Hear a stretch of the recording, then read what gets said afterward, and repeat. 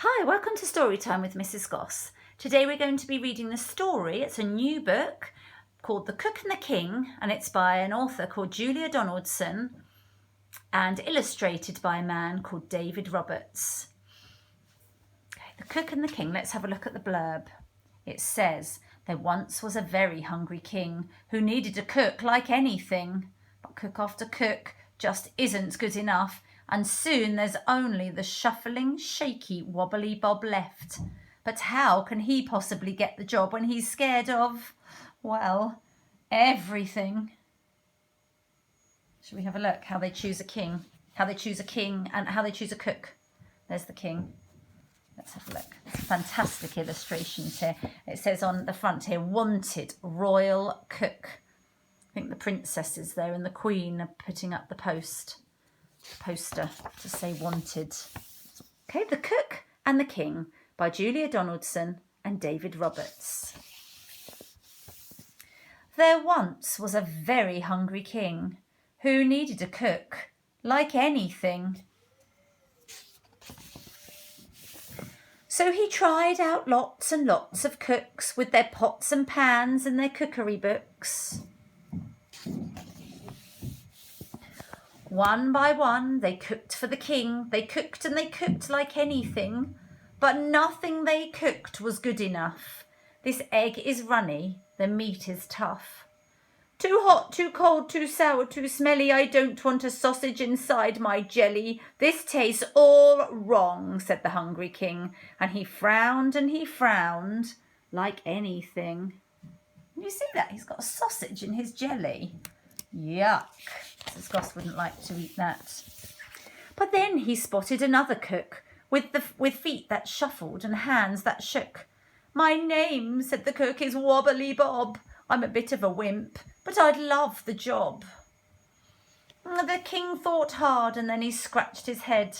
I fancy some fish and chips, he said. Yes, fish and chips is my favourite dish, but first you will need to catch the fish. So he's given Wobbly Bob a fishing net. Can you see? So he's going to catch the fish. Help, said the cook, I'm feeling scared. I'd love to fish if only I dared. But a shark might land in the fishing net, or I might get my nice new apron wet. My knees are knocking, the cook declared. I'm scared, I'm terribly scared. I'll help you fish, said the hungry king. So he fished and he fished like anything. He caught some fish that were nice and big. There, he said to the cook, it's time to dig. So he's got his fish for his fish and chips. And now he's asked Wobbly Bob, time to dig. Help, said the cook, I'm feeling scared. I love to dig, if only I dared. But I'm scared of worms. I'm scared of ants. They might crawl into my nice new pants. My palms are sweating, the cook declared. I'm scared. I'm terribly scared. Oh, I'll help you, said the hungry king. So he dug and he dug like anything. Then he said to the cook as he licked his lips, chop those potatoes into chips. So the king has fished for his own fish, and now he's digging for his own potatoes to make some chips. And now he's asked Wobbly Bob, the chef, to chop the potatoes. Let's see if Wobbly Bob is scared of the potatoes. Help, said the cook, I'm feeling scared. I'd love to chop, if only I dared. But knives are sharp and I might get hurt. I might get bloodstains on my nice new shirt. My heart is thumping, the cook declared. I'm scared, I'm terribly scared.